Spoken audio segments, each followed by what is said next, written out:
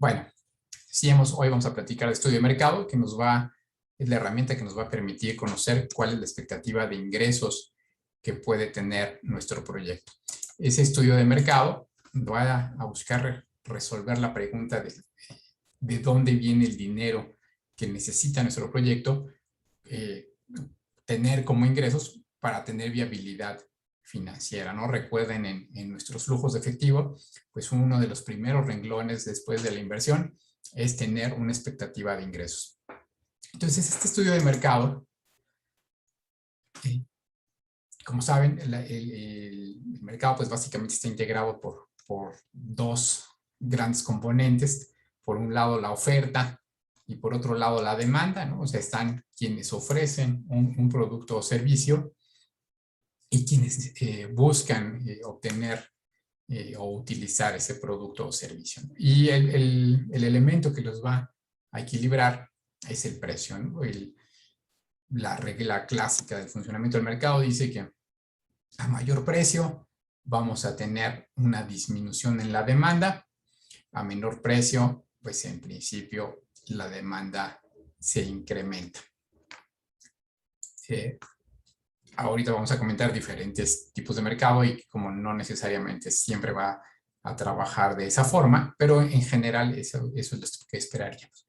¿Y qué pasa si en el mercado de un determinado producto o servicio la demanda es elevada? ¿Qué podríamos estar esperando que sucediera del lado de la oferta si es que existe mucha demanda? ¿Quién comenta? A ver, Luis Fernando, ¿tú qué esperarías que sucediera si te enteras de que hay un producto que hay muchas personas interesadas en comprarlo? ¿Qué esperarías que pasara del lado de quienes están dispuestos a vender ese producto? Pues yo me imagino, bueno, al tener mayor demanda, los precios tenderían como a bajar un poco, pero también a agotar la existencia de ese producto. Ok, Salvador, ¿quieres comentar algo? Sí, profe. A mí me parece que cuando la demanda supera la oferta, los precios tienden a subir, ¿no? Ok. Es por un efecto de escasez, si no mal recuerdo. Sí, es correcto. Normalmente ese es un fenómeno que es natural en el mercado. Si la demanda excede a la oferta, uno de los resultados que vamos a ver es que el precio va a tender a incrementarse, ¿no? En otro momento lo hemos visto a través del fenómeno de la inflación, ¿no? Que ya hemos comentado cómo funciona. Y bueno, pues la inflación es el gran agregado de lo que sucede en diferentes mercados, ¿no? En el intercambio de diferentes productos. Y entonces tener una demanda que excede la oferta, vamos a tener una tendencia a que se incrementen los precios. Porque hay, como bien dices, una escasez, o sea, quien ofrece el producto va a querer aprovechar que hay muchos que lo están queriendo comprar y se lo va a vender al que más le paga. ¿Qué otro efecto estaríamos esperando ver del lado de la oferta cuando tenemos una demanda elevada?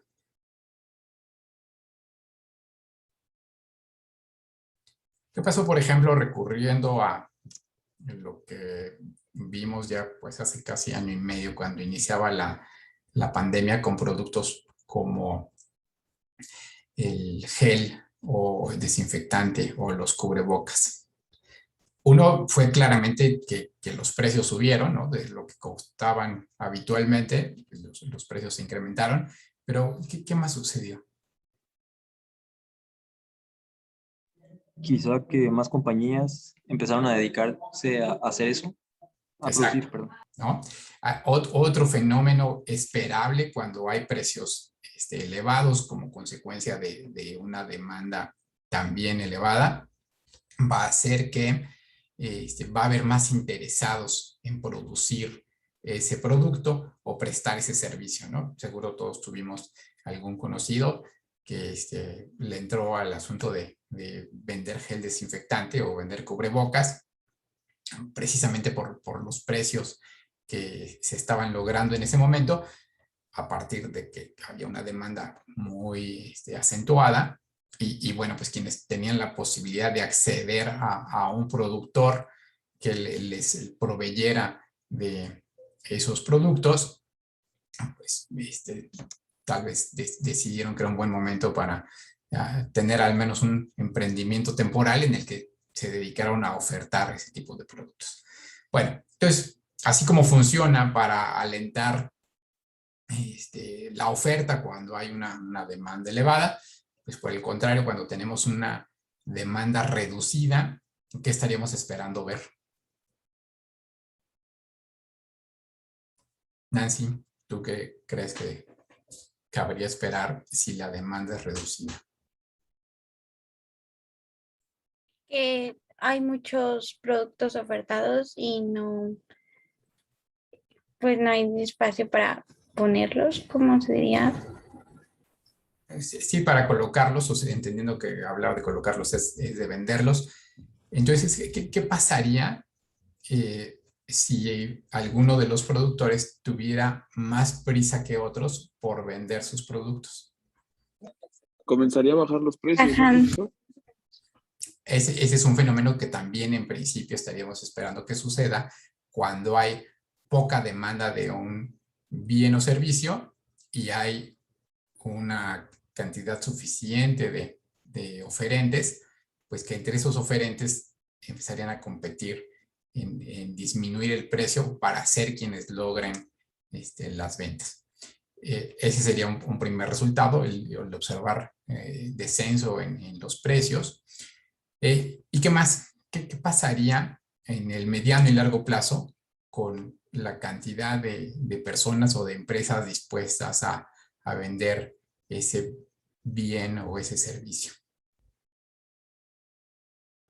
Ya no habría tanta producción. ¿No? Gracias, Jair. En efecto, lo que podríamos esperar es que al ya no haber precios que permitan estimar que va a ser un negocio rentable, pues también lo esperable es que los competidores o aquellos que se dedican a ofrecer ese bien o servicio, pues se vayan retirando del mercado porque ya no es atractivo para realizar sus actividades. Entonces, bueno, el mercado pues va a estar en esos vaivenes, ¿no? En los que sube la demanda y con ello suben los precios o de pronto impulsa el crecimiento de la oferta, y otros momentos en los que la disminución de la demanda pues propicia que los precios se estanquen o incluso disminuyan y que también haya los productores que dejen de participar porque ya no les resulta atractivo. Entonces, nuestro estudio de mercado, pues lo que va a buscar es cuáles son, va a buscar verificar la existencia de que haya una necesidad que esté insatisfecha, ¿no? Es decir, que no exista en el mercado, o bien que aún existiendo, esta es insuficiente o que se puede mejorar en términos de las características del producto o del servicio. Si encuentra esa posibilidad, pues estamos hablando de que tenemos una oportunidad de mercado que se puede convertir en un proyecto de inversión. El estudio de mercado también nos va a tener que proveer información sobre cuál es la cantidad de producto que se podría comercializar a un determinado precio. Y bueno, podríamos pensar de nuevo en ese ejemplo de lo que sucedió al inicio de la pandemia, con quienes se dedicaron a distribuir gel desinfectante, pues cuánto se podía vender. En ese momento hubo momentos en que el pico de la demanda era tal que pues por día se podían vender muchos litros, ¿no? Un solo distribuidor o una sola persona que tuviera acceso a un productor podía vender muchísimos litros de gel desinfectante. Conforme fue pasando el tiempo, ¿qué pasó con esa demanda? O si la vemos en contraste, es dónde estamos hoy versus dónde estábamos hace año y medio en términos del tamaño de la demanda. ¿Fue disminuyendo la demanda?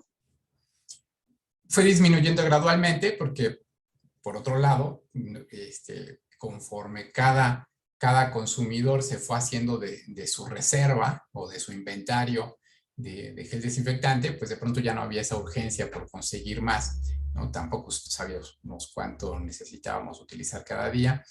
Y entonces, bueno, se fue modelando el tamaño de la demanda y hoy tenemos una demanda que en todo caso es más estable, ¿no? O sea, ya es un producto que llegó para quedarse, ¿no? De cualquier modo, en términos de cuánto se producía antes de que apareciera el COVID respecto a lo que se produce hoy, pues hoy se produce mucho más, ¿no? Luis Fernando, ¿tú querías comentar algo? Sí, bueno, quería comentar lo mismo, que ya no es la misma demanda, pero de las veces que me ha tocado salir y personalmente se me ha olvidado, el precio del gel lo mantuvieron, no disminuyó, no disminuyó como tal el precio. Ok. Solo, Pues sí, de pronto, ¿no? De pronto, la verdad yo no tengo tan claro cuál era el precio en los primeros días y cuál es el precio ahora. Todavía creo que me quedan de los que compré como a los 3 meses. No sé si ya de pronto van incluso a caducar, pero bueno, en efecto el tamaño de la demanda pues depende también del inventario y también en buena medida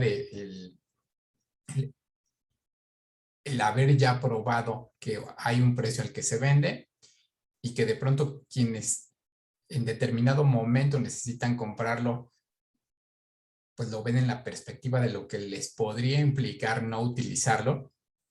El precio sigue siendo lo suficientemente razonable en términos del el cálculo que mentalmente hace uno de lo que me puede costar no utilizarlo y está dispuesto a pagar un precio que de pronto, y nos haría falta el comparativo exacto, es todavía mayor que lo que era antes de que llegara la pandemia y a lo mejor pues se ha conservado, ¿no? ¿Qué pasaría, por ejemplo, con quienes lo tomaron como una ocupación temporal y se hicieron de un inventario muy grande? ¿Qué podrían esas personas estar buscando hacer en este momento?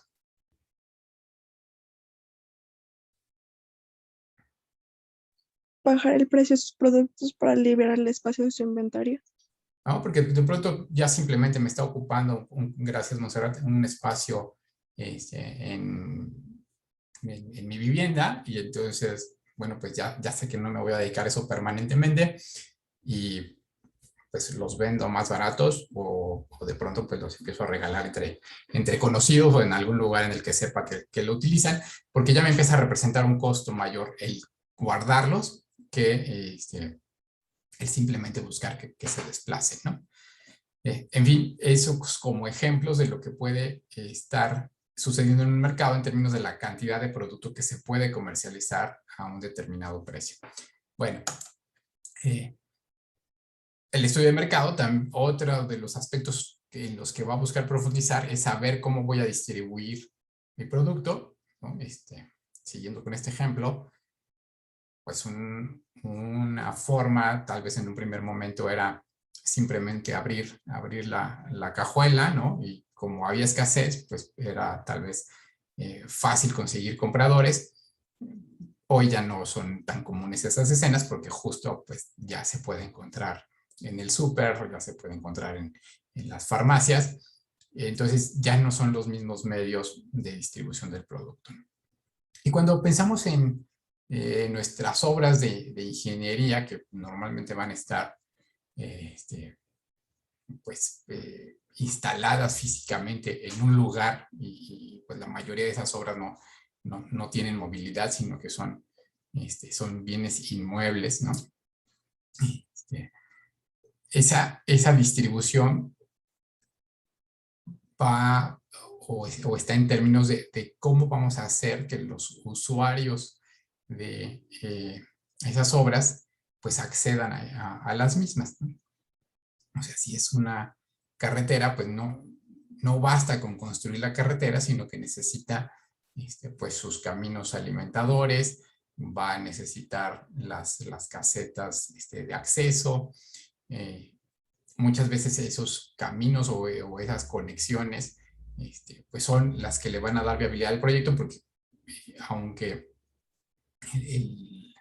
el trazo de la ruta principal pues tenga su relevancia en términos de los dos puntos que va a unir, buena parte de su tráfico podría venir de un eje troncal que viene de otro lado, ¿no? Y entonces hay que conectarse con ese eje de modo tal que logre realmente vincular a la demanda que hay desde otros lugares, y no necesariamente los dos puntos que está uniendo, ¿no? Sino todos los que podrían querer llegar a uno o a otro, pero viniendo desde otro lugar. Bueno, ¿qué más vamos a buscar en el mercado? Más adelante hablaremos de los riesgos, pero anticipamos desde ahora que algo que tiene que investigar el estudio de mercado es saber si hay algún posible obstáculo para que nuestro producto o servicio sea aceptado por los consumidores o por los usuarios. ¿A alguien se le ocurre algún ejemplo de algún producto o servicio que de pronto no es tan bien aceptado por quienes van a ser sus usuarios o consumidores?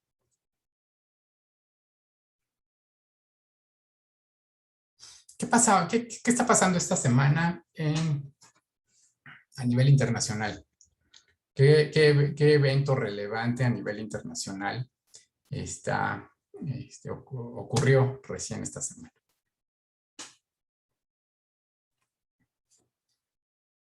¿Qué sucedió en Glasgow?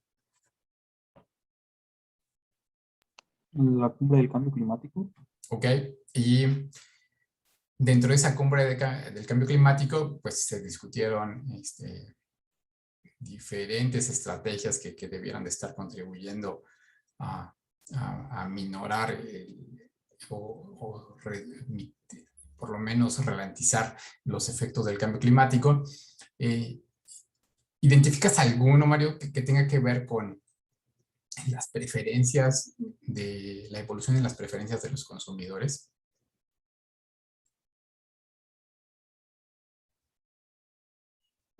Pues se podría decir que se siguen utilizando los combustibles fósiles, Okay. que sería como el producto que busca la gente, pero en varios países está habiendo problemas de que los precios de los combustibles están muy altos.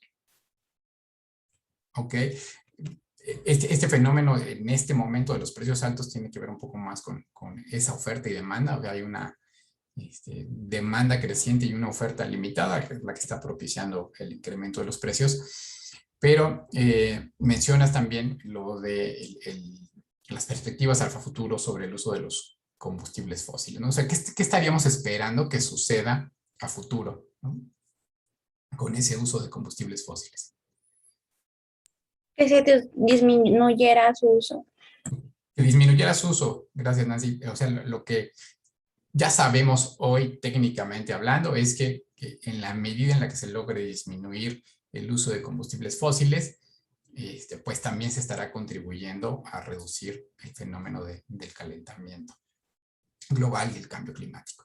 ¿Qué se necesita para que esa transformación en el uso de los combustibles sea más rápida o más lenta? Digo, puede haber varias alternativas, pero si lo pensamos en términos de la aceptación en el mercado de un determinado producto o servicio, ¿qué podrían pensar? La implementación de políticas gubernamentales en los países. Desde luego, los gobiernos tienen una responsabilidad muy importante porque tienen que ser los promotores de ese cambio. A veces lo van a tener que forzar, ¿no? A través de impuestos a quienes utilicen los combustibles fósiles, ¿no? Haciendo cada vez que sean más caros, y que a partir de que sean más caros, pues entonces las alternativas menos contaminantes vayan siendo económicamente más atractivas. Y bueno, por supuesto que esa puede ser una ruta, pero ¿qué otra ruta? En paralelo a a la cumbre de, pues, de los gobiernos para llegar a algunos acuerdos respecto al cambio climático. También hubo muchas manifestaciones ha habido muchos escritos con opiniones de expertos o simplemente la posición de grupos de la sociedad que estarían buscando que suceda qué.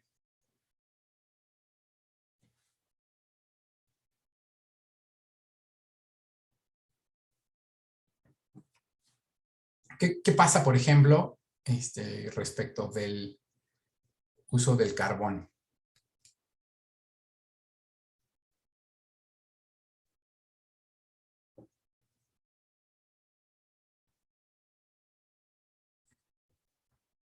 Pues en algunos países ha aumentado, a pesar de que están comprometidos a disminuir sus emisiones.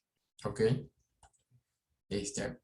Sí, en parte porque pues es el recurso que tienen a la mano, es relativamente barato, o de los más baratos. Y bueno, porque no se ha aún logrado el desarrollo de otras alternativas que logren ofrecer precios igualmente competitivos, ¿no? O que resulten atractivos en términos exclusivamente de precios.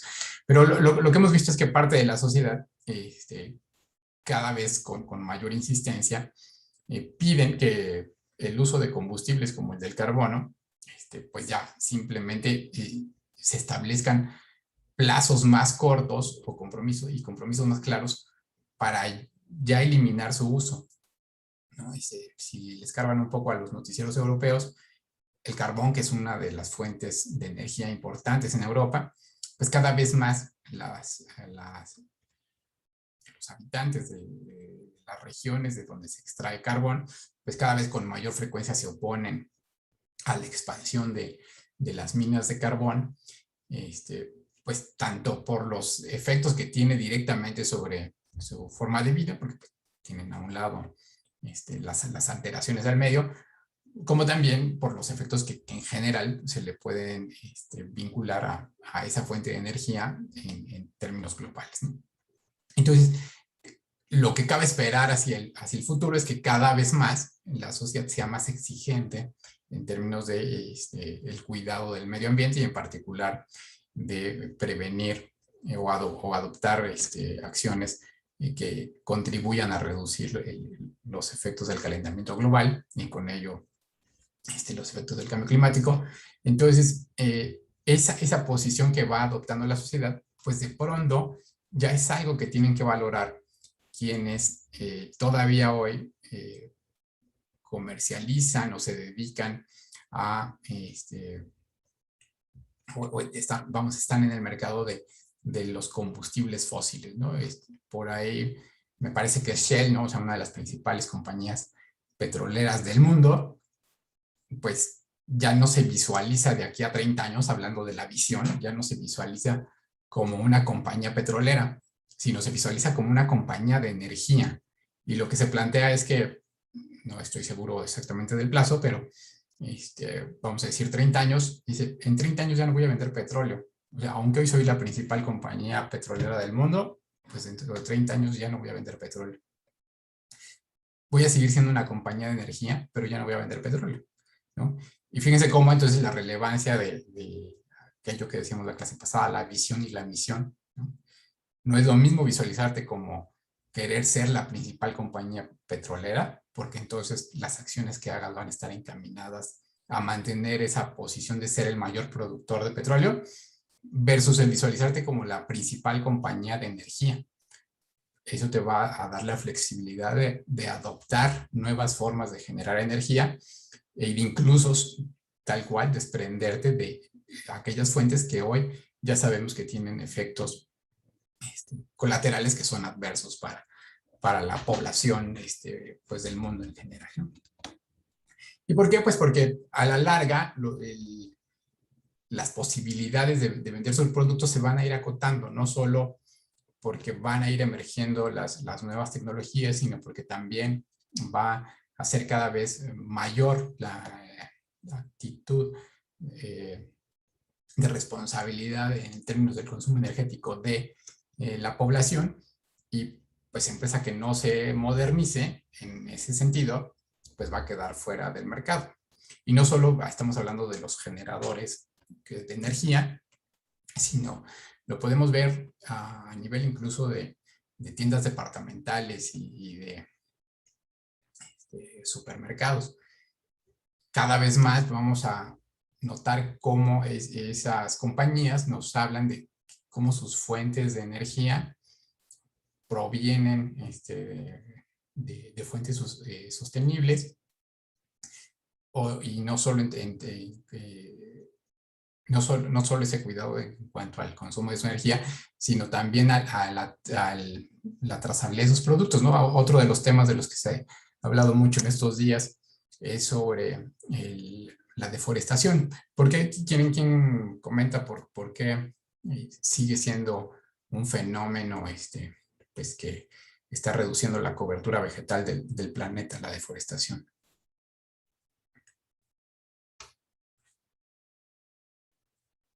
O sea, ¿por qué alguien o por qué hay compañías que actualmente todavía les interesa que se deforeste alguna región? Pues en algunos lugares lo hacen para obtener tierras donde puedan cultivar, ¿no? Ok, ¿no? Sí, tierras para cultivo. ¿Qué otra?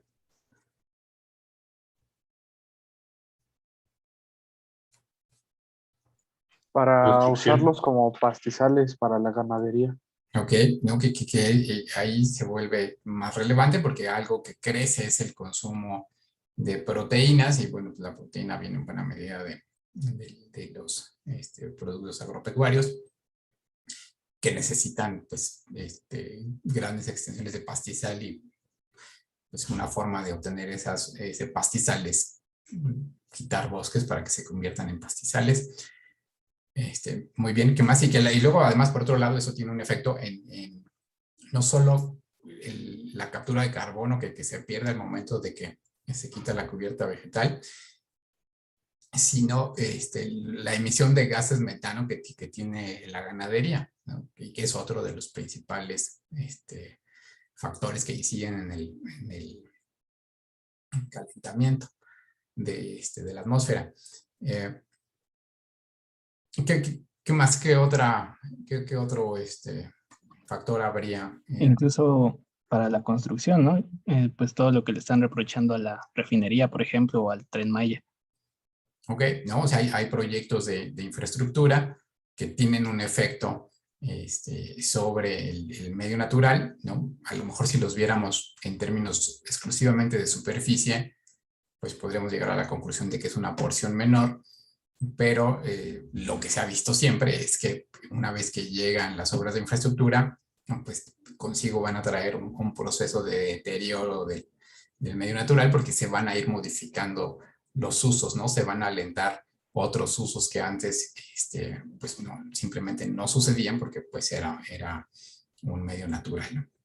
Entonces, bueno, pues parte de los compromisos de esta conferencia internacional, pues van en el sentido de reducir los ritmos de deforestación y de llegar, me parece están hablando de 2030, a deforestación cero, ¿no? Es decir, que ya la pérdida neta de sus superficies boscosas se detenga de aquí a 10 años, ¿no? Pues habrá que ver. Pero, o sea, ¿qué hay detrás de esa deforestación? Pues mucho de la forma en la que hoy consumimos, ¿no? Ese consumo de carne, muchos productos igual alimenticios o cosméticos o de ropa, pues necesitan igual superficies de cultivo. O sea, no estamos hablando de cultivo de supervivencia, ni mucho menos, sino son cultivos intensivos para generar materias primas que se utilizan en diversos productos. Y entonces, por ejemplo, uno muy relevante, porque es de los que propician mayor deforestación en las áreas tropicales, es el aceite de palma, ¿no? Hay muchos productos tanto comestibles como cosméticos que tienen aceite de palma como parte de sus ingredientes. Y bueno, ese aceite de palma pues viene de plantaciones en lugares en los que antes había selva, ¿no? Entonces, bueno, como ven, en la medida en la que vamos tomando conciencia de dónde vienen nuestros productos y las implicaciones que tienen para el medio ambiente y las formas de vida en otros lugares, nos vamos a ir haciendo más exigentes sobre qué sí consumimos y qué no. Y de ahí que algunos productos pues tienen que ir desde hoy visualizando cómo se van a transformar, porque de otra manera va a llegar el momento en el que simplemente no van a tener espacio en el mercado, sea porque una regulación se los va a prohibir tal cual, o los va a hacer muy caros por los impuestos que va a tener, digamos, de castigo, las penalizaciones que va a tener por seguir utilizando esos productos, o de plano porque los consumidores, la sociedad, ya no va a estar interesados en consumir algo que ya se sabe tiene efectos adversos pues sobre las condiciones ambientales. Bueno, ya luego, insisto, hablaremos un poco más de gestión de riesgos y ahí saldrá de nuevo este componente de los riesgos de mercado. Como definición, decíamos, la demanda pues se refiere a la cantidad de bienes y servicios que el mercado requiere para satisfacer una necesidad específica y estamos hablando de a un precio determinado. Puede haber demanda insatisfecha o demanda satisfecha. ¿Cuál será una demanda insatisfecha? A ver, Alfonso.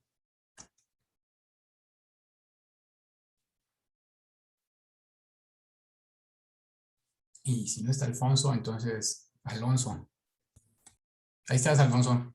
¿Qué pasó? Sí, profe, aquí entiendo. ¿Cuál será una demanda insatisfecha? Actualmente, Un ejemplo. yo creo que el transporte público, Ok, creo que actualmente está más demandado de lo que puede dar abasto. de acuerdo, me parece buen ejemplo, ¿no? En muchas de nuestras ciudades, la demanda de servicios de transporte está insatisfecha. O sea, hay momentos del día en que no encontramos un transporte que nos lleve al lugar que queremos, e incluso hay lugares de la ciudad en los que para llegar necesitamos hacer muchos transbordos o incluso no hay una ruta que llegue directamente y pues tenemos que hacer recorridos necesariamente en automóvil, ¿no? Y encontraste cuál será una demanda satisfecha. Carlos Vargas.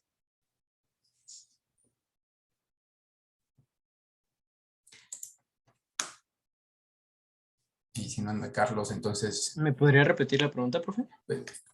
¿qué te imaginas? ¿A qué se refiere una demanda insatisfecha?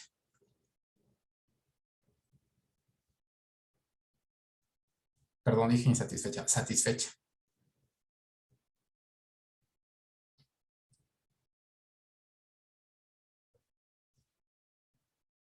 ¿Cuándo podremos decir que la demanda de determinado producto está satisfecha? A ver, Alonso. Pues cuando la demanda y la necesidad están como en el punto de equilibrio. Ok. Entonces, en principio, todos los que quieren, todas las personas que quieren adquirir determinado producto o servicio, lo logran hacer, ¿no? O logran acceder a ese producto o servicio. Tiene además dos posibilidades de hablar de demanda satisfecha saturada o no saturada. ¿Con qué tendrá que ver que una demanda que está en principio satisfecha, luego digamos que está saturada o no saturada? Con la oferta. En este momento estamos tratando de pensar del lado de la demanda. Cuando algún producto está en exceso, profesor, eso sería que no está saturado. Por ejemplo, yo voy al supermercado y agarro unas galletas y hay un montón de galletas. Ajá. Entonces no está saturado. Más bien está saturado porque está full de inventario. Y no saturado sería que a pesar de que yo puedo ir por ella, ya no hay suficientes o solamente 2 o 3 o están contados. Fíjate que más que tener con la cantidad, más que tener que ver con la cantidad que de pronto tienes en el inventario, porque eso sería más bien un atributo de la oferta, y la demanda saturada o no saturada tiene que ver con cuál es la posibilidad de que esa demanda, ante la existencia de nuevos productos equivalentes, esté dispuesta a seguir incrementando su consumo, o bien que en tanto que ella está satisfecha, no le interesa probar otras alternativas. A ver, Salvador, ¿tú quieres comentar algo?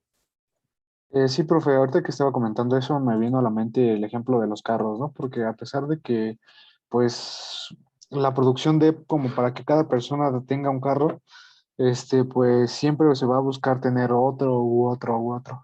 Ok, es buen Entonces, ejemplo. Es buen ejemplo. Pasa también ahora mucho con los artículos tecnológicos.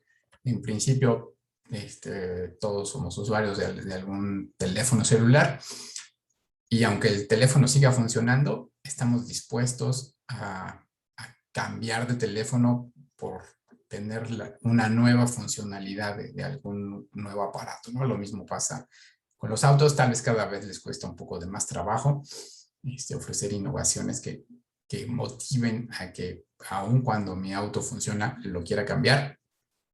Pero bueno, es también un ejemplo de cómo una demanda que en principio está satisfecha, es decir, quienes quieren y además tienen la posibilidad de comprar un auto, pues en principio tienen una variedad amplia, pero eso todavía no es obstáculo para que sigan apareciendo nuevos modelos o incluso nuevas compañías que ofrezcan autos. Entonces ahí estaríamos hablando de esa demanda que, si bien está satisfecha, no está saturada porque da la posibilidad de que aparezcan nuevos productos y que estos encuentren compradores. Y por el contrario, vamos a hablar de una demanda satisfecha saturada cuando el espacio para que surjan estos nuevos productos y que resulten atractivos para la demanda, ya es muy limitada, ¿no? ¿A alguien se le ocurre algún ejemplo de algo que, pues, si hoy saliera alguien a ofrecer un nuevo producto, ya le costaría trabajo venderlo?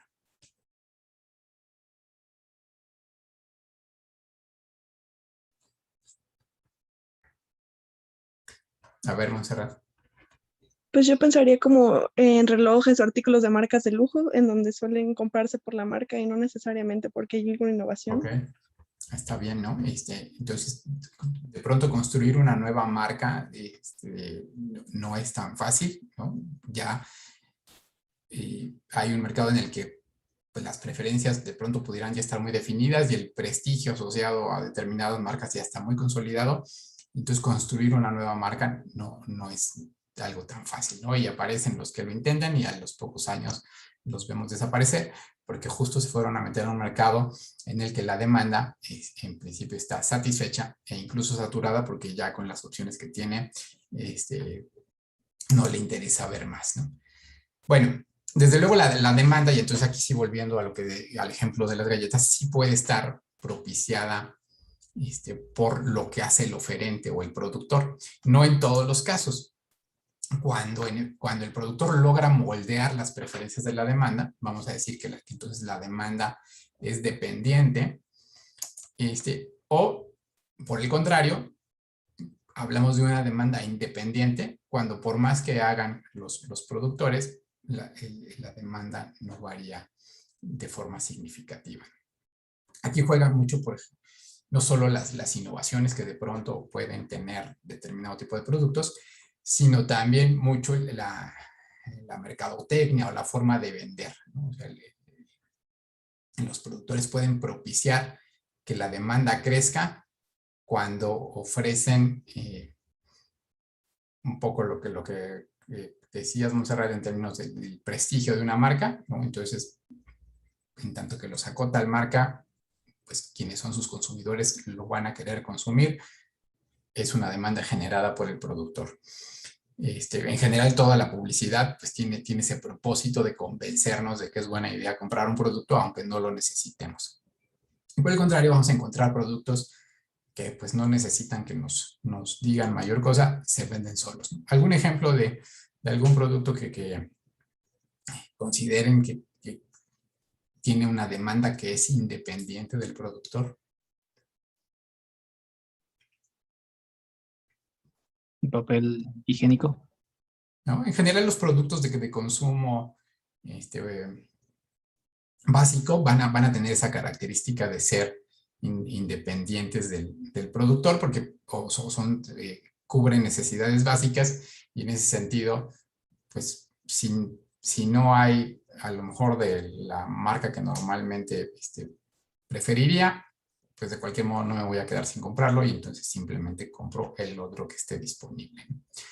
Sí, muy claramente también los productos alimenticios no procesados, ¿no? Pues con el jitomate, uno difícilmente le pregunta al del puesto en el mercado si el jitomate es de Sinaloa, porque si no es de Sinaloa no lo compro, ¿no? Simplemente vas por jitomates y pues compras los que necesitas.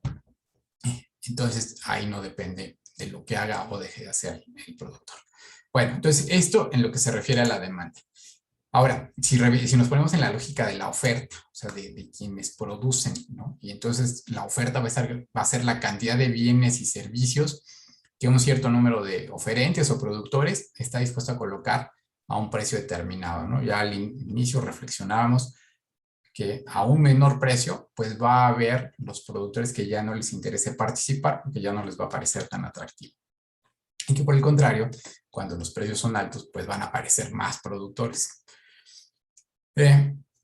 Vamos a estar hablando de una oferta competitiva o de libre mercado, pues cuando la diversidad de productores es tal que yo como consumidor tengo la posibilidad de escoger entre diferentes opciones y pues en teoría esa posibilidad alienta a que los productos mejoren en el tiempo porque entre ellos van a tratar de ofrecer atributos que resulten más atractivos. Entonces, pues ahí está la libre competencia. Hay también ofertas oligopólicas. ¿Alguien sabe a qué se refieren las ofertas oligopólicas o los mercados oligopólicos?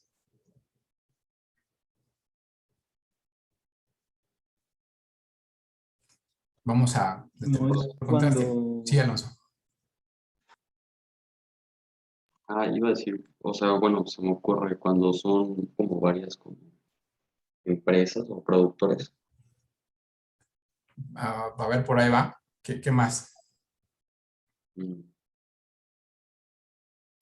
pues Según no. yo, era cuando el número de empresas que hay en el mercado es suficiente como para que se pongan de acuerdo en los precios, algo así. Ok, es esta última parte que comentas, ¿no? En general va a ser más fácil que entre pocos productores se pongan de acuerdo para ofrecer sus servicios a determinado precio o con determinadas características, ¿no? Entre más productores o más oferentes haya de un mismo bien o servicio, pues más difícil va a ser que se genere un mercado oligopólico porque la diversidad de opciones va a ser más amplia y entre ellos les va a costar más trabajo ponerse de acuerdo. ¿Algún ejemplo de un mercado oligopólico o de compañías que de pronto hayan sido consideradas como oligopólicas? A ver, Montserrat. Pues yo pensaría en las empresas tecnológicas, Microsoft, Facebook, Google, Amazon, todas ellas. Bueno, ese estaría muy interesante analizar el caso. ¿Qué tanto se ponen de acuerdo entre ellas o qué tanto les interesa desarrollar no prácticas oligopólicas en las que están poniéndose de acuerdo, sino incluso monopólicas, ¿no? En el que alguno de ellos sabedor de que tiene el dominio en determinado sector de los servicios tecnológicos, se aprovecha de ese dominio para simplemente establecer sus condiciones y desplazar a sus competidores o evitar que aparezcan nuevos competidores,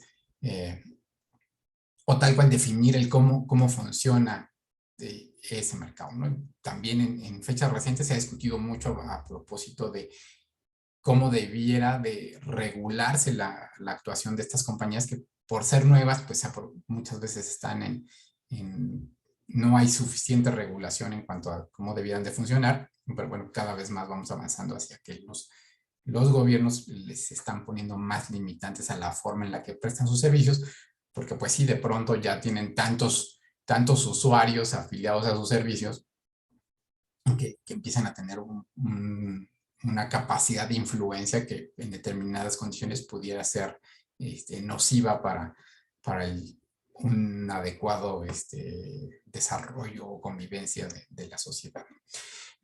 Entonces, bueno, sí, ahí puede haber ejemplos interesantes en los que podríamos profundizar qué tanto se ponen de acuerdo, ¿no? Por ejemplo, con las computadoras ahora que a cada rato te manda el aviso de que necesitas actualizar tu programa, o de que tal versión que tenías ya va a dejar de ser compatible. Lo que se está haciendo es, o sea, ellos por un lado pueden decir, es que estoy mejorando mi producto, y por otro lado, pues de pronto te están obligando a comprar una nueva computadora, porque la que tenías, pues simplemente ya no funciona con la nueva versión, ¿no? Y no necesariamente es un asunto el rendimiento como tal de la máquina, sino las configuraciones que pudieran estar hechas en ese sentido, ¿no? Bueno, ¿algún otro ejemplo de una oferta oligopólica? José. Creo que un ejemplo, bueno, del que me acuerdo mucho era Bimbo, porque pues de pronto tuvo que hacer otra pequeña empresa para que tuviera competencia. Perdón, yo no te escuché, José. ¿Puedes repetir cuál fue tu ejemplo?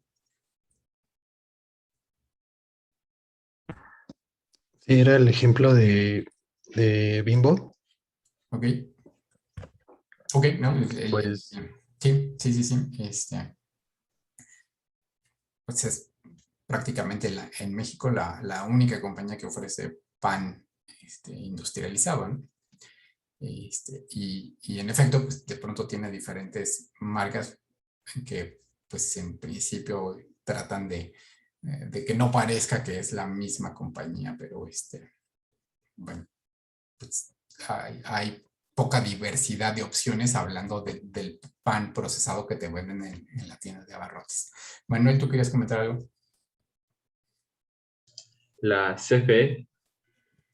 La CFE que caería más bien en esta condición de monopólica, ¿no? O sea, hoy por hoy, si tú quieres contratar un servicio de suministro eléctrico, pues tu única opción es CFE. Hay por ahí algunas variantes que están en discusión a propósito de los productores, o sea, de si puede o no haber diversos productores, aunque todos le terminen vendiendo a CFE, quien lleva la distribución al consumidor final. Y también aquellas otras alternativas de las empresas, sobre todo, estamos hablando de empresas, pero también puede suceder a nivel doméstico, que pones tus propios generadores y entonces dejas de consumir de la energía que llega a través de la red, ¿no? O en todo caso reduces tu consumo porque una parte es autogenerada. Pero bueno, pues sí, sin duda no hay una diversidad de compañías a las que tú puedas pretender contratar para que te suministren energía, ¿no? Muy bien. Bueno, entonces, pues de la oferta nos quedamos con que hay, a grosso modo, tres variantes. El libre mercado, donde hay una diversidad tal de productores que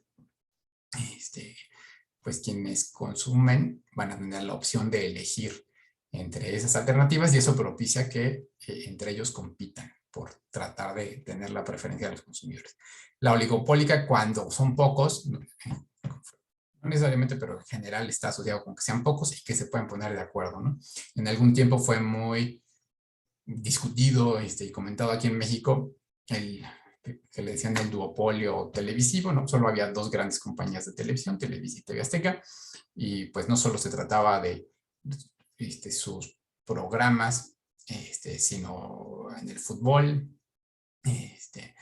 y bueno, pues eso daba que entre ellos se pusieran de acuerdo de qué tipo de programas había y qué tipo de fútbol era el que podía ofrecerse, ¿no? Más o menos sigue sucediendo, pero bueno, tal vez la irrupción de nuevas plataformas tecnológicas ha venido a ser un contrapeso al poder que en algún momento tenían de qué era lo que ellos querían presentar o no. Bueno,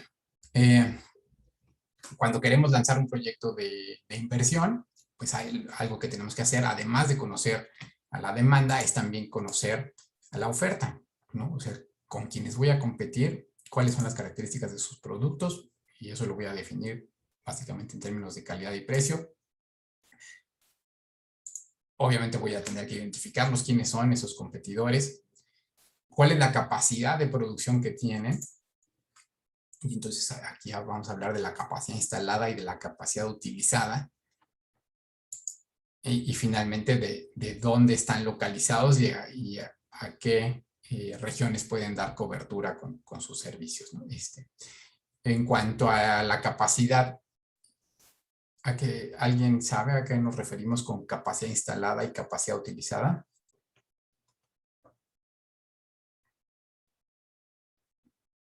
¿En cuánto pueden producir? Ok, ¿y por qué es un dato relevante si yo estoy pensando en un proyecto de inversión, Nancy? Pues, bueno, a mí se me ocurre que podría funcionar igual que la demanda de agua o luz en las ciudades, que no siempre va a ser la misma demanda en todo momento, Ok, sino que hay puntos en los que hay mayor demanda y otros en los que baja la demanda. ok, sí. Alonso, ¿quieres complementar? Bueno, igual yo creo que también es importante saber si cumplimos con la oferta que nos, o sea, que nos está pidiendo la demanda, si alcanzamos a cubrir Ok. todo. Y entonces, a ver, imaginemos de pronto que queremos poner una planta productora de cerveza, ya que es jueves. Y si en la región sabemos que solo hay una planta y que hoy utiliza prácticamente el 100% de su capacidad, ¿eso será una condición favorable o desfavorable para un proyecto de inversión? Desfavorable. A ver, ¿por qué, Daniel? Porque si queremos invertir a futuro significa que queremos crecer. Si hoy ya estoy produciendo el 100% de lo que puede producir la planta, ya no puede seguir produciendo más, ya no puede crecer. Ok. Pero fíjate, o sea, si no somos nosotros quienes vamos a poner una nueva planta y encontramos que la demanda excede a la capacidad de producción de esa planta, entonces lo podemos interpretar en el sentido de que como esa planta ya no puede crecer, entonces sí hay espacio para yo crecer más o para llegar yo a poner una nueva planta. Por el contrario, si es una planta que tiene una capacidad instalada superior a la que está utilizando, número uno, es un referente de que en ese mercado pudiera no haber suficiente demanda porque no está ocupando el total de la capacidad que tiene instalada una planta que ya está ahí.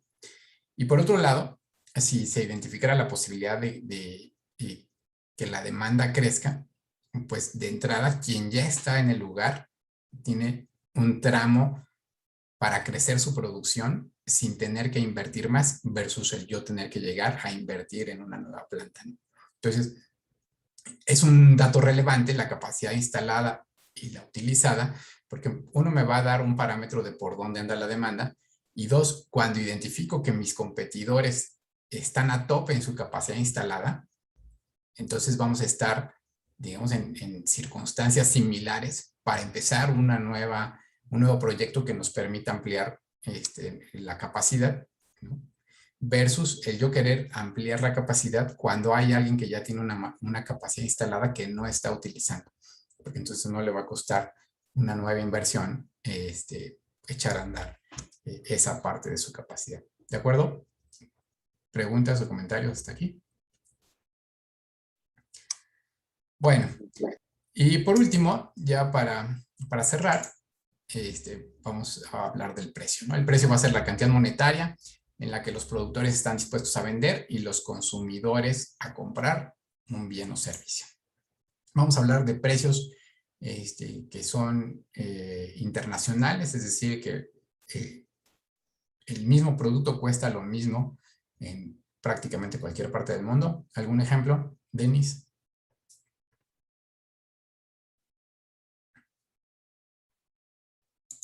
La hamburguesa Big Mac, profesor. Ok, pues sí, es en principio tiene un precio muy parecido en los diferentes lugares que nos que ofrece. Puede llegar a tener sus variantes, pero ciertamente es un precio parecido. Por lo menos ya sabemos que si llegamos a un lugar en el mundo no nos vamos a quedar pobres si pedimos una Big Mac, porque pues es un producto que está pensado para ser de consumo masivo. ¿Algún otro? Yo pensaría, no sé si esté bien, los celulares como iPhone o Samsung.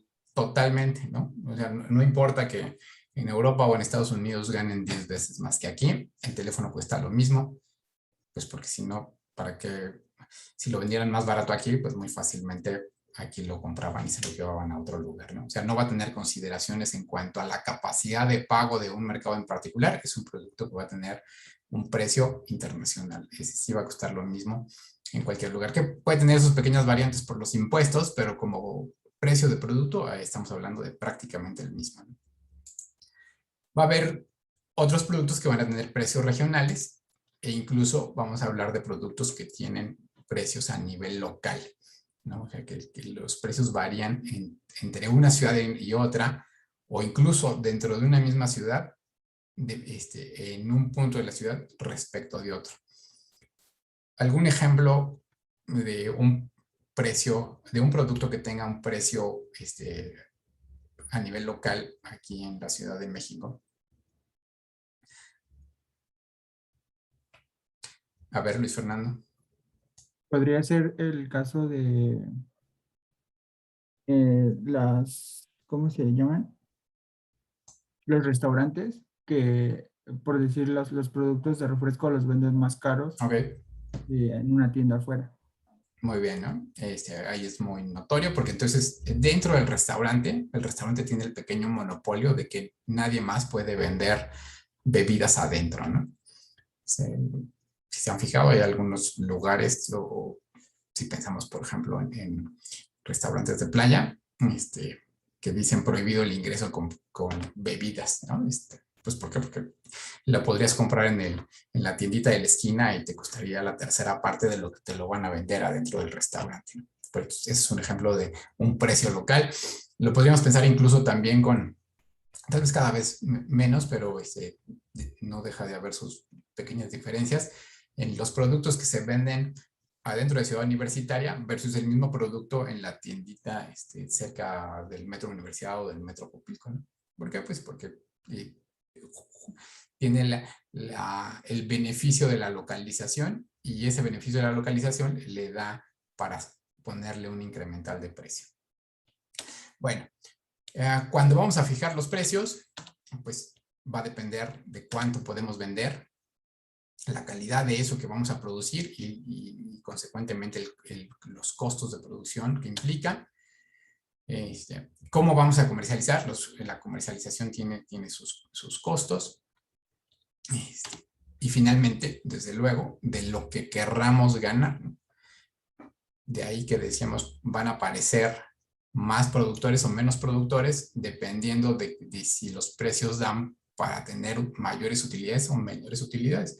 Hay empresas que están hechas solo para funcionar con mucha utilidad y que cuando los precios se van estrechando al punto tal que las utilidades se reducen, pues ya no les interesa seguir participando o más allá de que ya no les interese, ya no les resulta viable, ¿no? Ya sus costos de producción y comercialización se quedan por debajo del precio de mercado, ya no hay utilidad y entonces ya no tiene sentido seguir participando en ese mercado.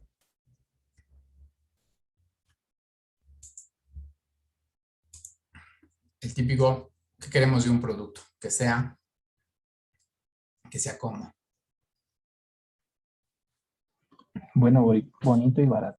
Bueno, bonito y barato, ¿no? Eso es lo que quisiéramos como consumidores, que siempre fuera bueno, bonito y barato. El bueno y bonito pues se parecen mucho a buena calidad, ¿no? Que tenga los mejores atributos posibles. El barato pues desde luego nos estamos refiriendo al bajo costo. Y hay otro atributo que de pronto no es tan visible, que es el de los tiempos de entrega, ¿no? O sea, que ese servicio lo podamos concretar en muy poco tiempo, que lo recibamos rápido. Entonces, esta combinación de bueno, bonito y barato, o buena calidad, bajo costo y poco tiempo, pues es lo que estaríamos esperando como consumidores. Pero cuando nos vamos a plantar del lado de quienes vamos a desarrollar un proyecto de inversión, es decir, de quienes vamos a ofrecer bien o servicio, hay que escoger muy bien cómo es que vamos a definir nuestra estrategia para competir, porque algo que es bueno y de bajo costo se vuelve aceptable que de pronto sea lento. Si es de bajo costo y es rápido, pues cabe esperar que la calidad sea baja. Si es de buena calidad y está muy rápido, pues también cabe esperar que eso me va a costar, ¿no? Va a ser más costoso. ¿Y qué diríamos del punto intermedio? Si yo soy quien va a ofrecer el bien o servicio y mis clientes quieren el bueno, bonito y barato, ¿cuál debiera de ser mi posición?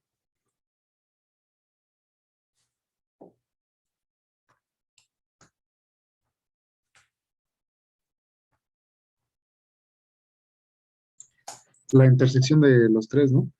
Y esa intersección de los tres, yo les diría, grábenselo, si nosotros somos quienes vamos a ofrecer un bien o servicio, pues no malbaratemos nuestro servicio o nuestro esfuerzo y busquemos cómo compensarlo, ¿no? O sea, si vamos a dar un trabajo de buena calidad y en poco tiempo, pues hay que venderlo caro.